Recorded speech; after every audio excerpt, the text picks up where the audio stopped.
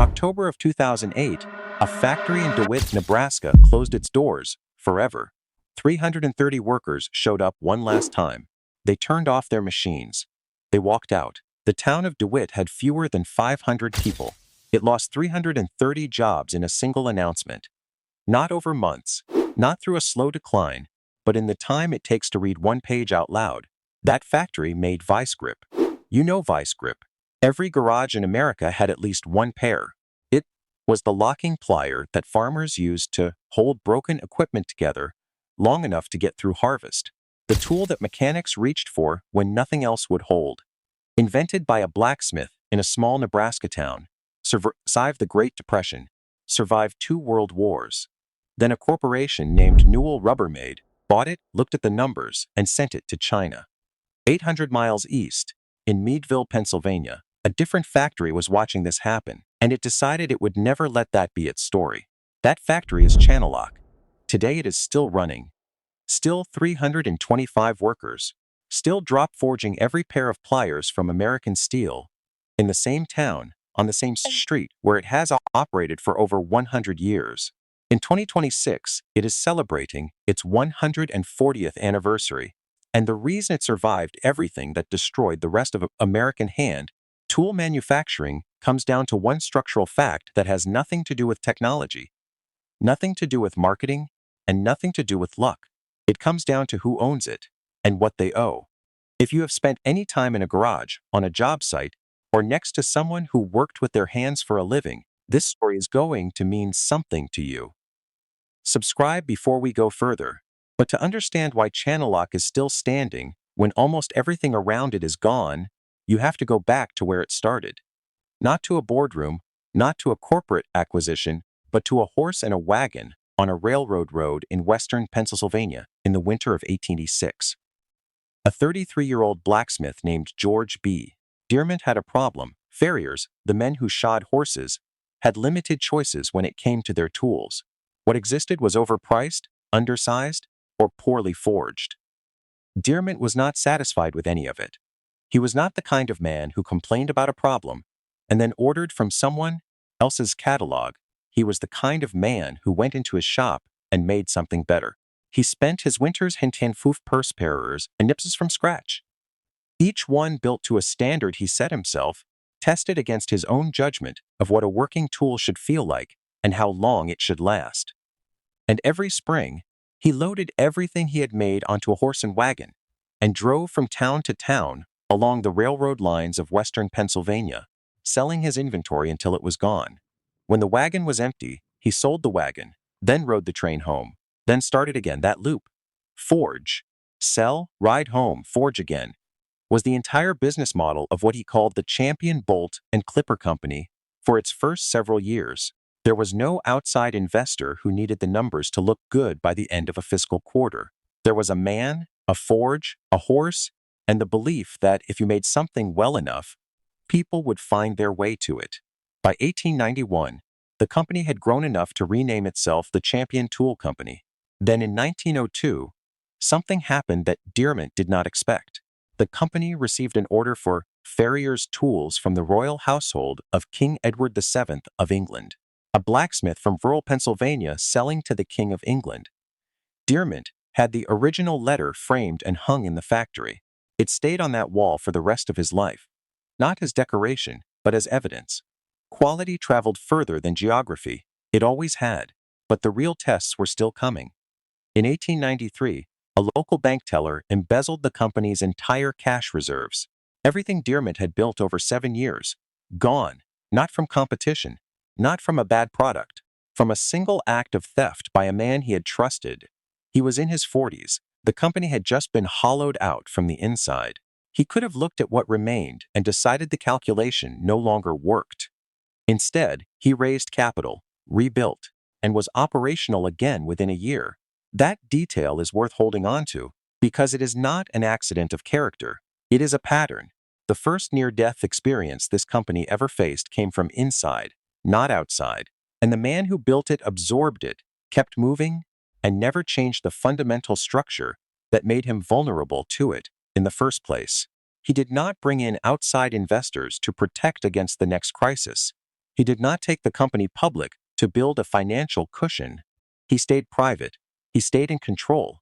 He stayed exposed to every risk that came with that, and he accepted every one of them because he understood something that would take the rest of American manufacturing another century to relearn. When you own it completely, you are also the one who has to fix it. There is no one else to call. By 1904, the company relocated to Meadville, Pennsylvania, moving into a 12,000 square foot building in a town that understood what it meant to make things with your hands. By 1911, George's sons Almond and Howard had joined as partners. By 1923, the company moved to its current address on South Main Street. It has not left South Main Street since. By the early 1930s, the automobile had replaced the horse across America. Not gradually, completely. The farrier market, the entire reason this company had existed for nearly 50 years, was collapsing underneath it. A business built from the ground up around tools for horses was now watching its core customer disappear from the American landscape in less than a decade. The choice was clear, and it was not complicated. Find a new product or follow the horse into history. What happened next would define the company for the next 90 years. In 1933, a chief engineer named Howard Manning sat down with a specific mechanical problem and refused to accept the standard answer. Before Manning, pliers were pliers. You had your size, your fixed pivot, your limited range of motion. The slip joint plier existed, but its mechanism had a fundamental weakness that every plumber and mechanic who had used one long enough already knew. The pivot pin carried the full shear load of whatever you were gripping. Use it hard enough, long enough, and the joint would loosen, and a plier that slipped under load was not just useless. In the wrong situation, it was dangerous. Manning redesigned the joint from the ground up. Instead of relying on the pin to carry the force, his design transferred the shear load to a curved ridge and groove system of much greater radius. Multiple jaw positions became possible without weakening the joint. The grip stayed firm regardless of how much torque the user applied. The jaw adjusted to the work, instead of making the worker adjust to the tool. And what he built did something that very few hand tools in American history have ever done. It became a word. United States Patent Number 1950-362 was granted in 1934. Within a generation, plumbers were calling every tongue and groove plier a Channellock. Whether it came from Meadville or not, mechanics called it a Channellock. Electricians called it a channel lock. The word passed into the American trade's vocabulary the way Xerox became copying, and Band-Aid became a bandage, generic, assumed, invisible in the best possible way. Almost nobody outside the skilled trades knows Howard Manning's name today. The tool was designed in a Pennsylvania factory during the collapse of the farrier market is in virtually every working toolbox in the country. He was not working from a breakthrough material or a revolutionary concept. He was working from a specific frustration with what already existed, and what he built from that frustration outlasted everything around it.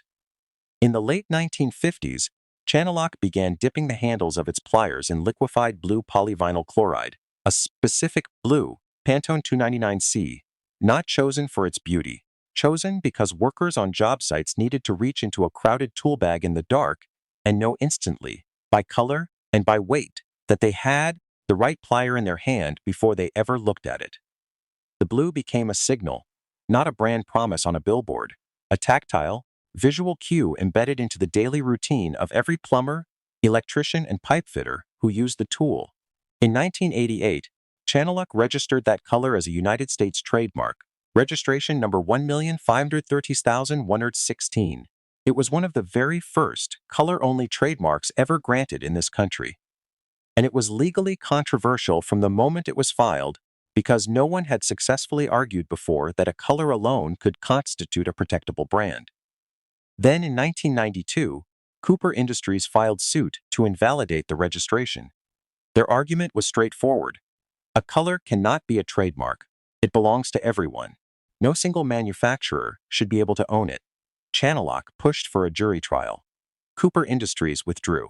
Today, Channellock Blue is actively defended on every continent where the company operates, because the color is not a marketing decision, It is a legal boundary drawn around a standard that took a century to build, and the family intends to keep it. Starting in the 1980s, the pressure arrived. Asian manufacturers, primarily in China and Taiwan, began producing pliers at a fraction of American manufacturing cost. By the 1990s, the cost differential was not marginal, it was structural. An American plier manufacturer paying union wages in Pennsylvania, sourcing steel domestically, carrying a warranty, and operating inside American labor and environmental law was competing against factories with labor costs 10 to 15 times lower, no warranty obligation, and no structural impediment to cutting whatever corners the market would not immediately notice. Most American hand tool manufacturers could not survive that math. They did not go bankrupt, exactly. They were acquired. The brands were kept. The factories were closed. The production moved. The name stayed on the packaging. The soul left the building. Stanley, Craftsman, dozens of others whose names still appear on store shelves, but whose connection to American manufacturing ended the moment someone in a conference room looked at a cost comparison and decided the gap was too wide to justify. Stand on the forge floor at the Meadville plant, and your first response is physical. The heat reaches you before you see anything. The air carries the smell of hot steel and cutting oil, and the particular mineral sharpness of metal under sustained pressure, and then the sound, not something you process through your ears first. A pressure you feel in your chest. The drop forge hammer comes down on a glowing billet of 1080 high-carbon steel, and the floor shudders. A pair of Channellock pliers begins as a steel rod cut to length, heated in a gas furnace until it glows a deep orange, then struck between dies that weigh more than most cars. The two halves of the plier form simultaneously. They come out of the dies as rough forgings, trimmed, body-hardened, then lasers heat-treated on the working surfaces to a hardness that will outlast the handle and very likely the hand that holds it. After grinding and polishing, the finished metal is dipped into liquefied PVC and pulled out slowly. The blue handle forms around the steel on contact, not sprayed on, not bonded with adhesive, but grown around the tool the way bark grows around a tree. Every cutting blade is tested by hand, slicing fibrous twine. If a single strand survives the cut, the blade goes back to the grinder. No exceptions. 350 people come to this building every day to do this work. The same work. In the same town. Year after year. And the threat that almost ended all of it did not arrive overnight. To understand why Channellock survived, when almost everything around it did not, you first have to understand exactly what happened in Dewitt, Nebraska, because the two stories are the same story told from opposite ends of the same decision. William Peterson was a blacksmith in Dewitt. In 1924, he invented a locking plier, a tool that could grip and hold a position the way a third hand would, locking onto whatever you needed held so you could work with both hands free. Farmers used it to repair equipment in the field. Mechanics used it to reach what a wrench could not. The Vise-Grip became one of the most recognized tools in American history, made in Dewitt for decades, in a town that had built its entire identity around one factory and one product. In the 1980s, Peterson Manufacturing sold to American Tool. In 2002, American Tool was acquired by Newell Rubbermaid, a consumer goods conglomerate based in Atlanta whose portfolio included Rubbermaid containers, Sharpie markers, and Coleman camping equipment. American Tool became Irwin Industrial Tool. Irwin became a product line inside a larger portfolio. Vise-Grip became a stock-keeping unit on a spreadsheet in Georgia. In 2008, Newell Rubbermaid announced the Dewitt plant was closing. 330 jobs, 86 years of American manufacturing. One announcement. It is worth saying clearly, the executives who made that call were not making an irrational decision. They were making the rational decision available to them, given the structure they were operating inside. A publicly traded company answers to shareholders. When labor costs in your domestic facility are 15 times what they would be offshore, and when the quality gap has narrowed to the point where most customers cannot distinguish the product, the case for maintaining American production is genuinely difficult to make at a board level. Every year you delay the move, you are choosing a cost that your competitors are not bearing. What the spreadsheet could not calculate, was what 330 jobs meant to a town of 500 people. It could not measure the average tenure of a Dewitt worker. It could not weigh the pension expectations built over 20 and 30 years of showing up to the same building every morning. It could not calculate the cost of a community that had organized its entire identity around one factory floor, now asked to absorb the decision of a board of directors in Atlanta and simply move on. In October 2008, the workers at the Dewitt plant clocked out for the last time. Some had worked there for 2 decades. Some had fathers who had worked there before them. They had spent their working lives making a product that sat in virtually every garage in the United States, and that product had become worth less than the cost of making it in the town where it was invented. 800 miles east, the workers at the Channellock plant were watching. The reason Channellock made a different decision is not that its leaders were more virtuous. It is that the calculation itself was different. A family-owned company without outside shareholders does not optimize for the next quarter. It optimizes for the next generation. The time horizon is not measured in earnings cycles. It is measured in decades. In the question of what the family will hand to the person who comes after them, and whether that person will be able to do something meaningful with it. The consequences of a bad long-term decision fall on the family itself, not on fund managers who can exit a position before the damage shows up on a stock price, not on a board in Atlanta that can restructure the portfolio and move on the family, on the people whose name is on the building. In 2012, Channellock's supplier in Taiwan for the thermoplastic grips on their premium code blue pliers went bankrupt. The easy answer was to find another Asian supplier. The supply chain was already pointed in that direction. It would have cost less, it would have been faster, and it would have been the first step down the same road that ended in Dewitt.